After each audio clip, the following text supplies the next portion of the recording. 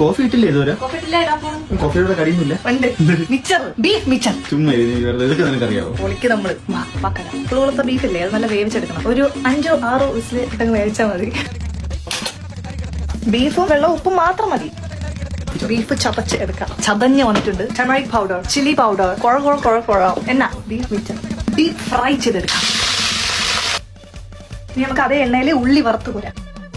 കുറച്ച് garlic ചതച്ചിടാം. Kariyathra beef മിച്ചർ, കടല. അപ്പൊ ഇനി നമുക്ക് മിക്സർ ചെയ്യാം. പൊരിച്ച beef, fried onion, fried curry leaves and garlic, fried കടല, pinch of salt, pinch of sugar, chilli flakes, finally squeeze of lemon. Beef mixer ഇനി ഇവിടെ ഇളക്കണം. വേവോളം കാക്കെങ്കിൽ 6ഓളം കാക്കണം എന്നാണ്. എല്ലാവരും ട്രൈ നോക്കട്ടാ. കോഫിയുടെ കൂടെയോ ബെറോട്ടയുടെ കൂടെയോ ചെറുതായിട്ടാ ഒരു ചെറിയൊരു കറിയായിട്ട്. അപ്പൊ ഓക്കെ, ബീഫ് മിക്സർ എല്ലാവരും ട്രൈ നോക്കണേ. Beef mixer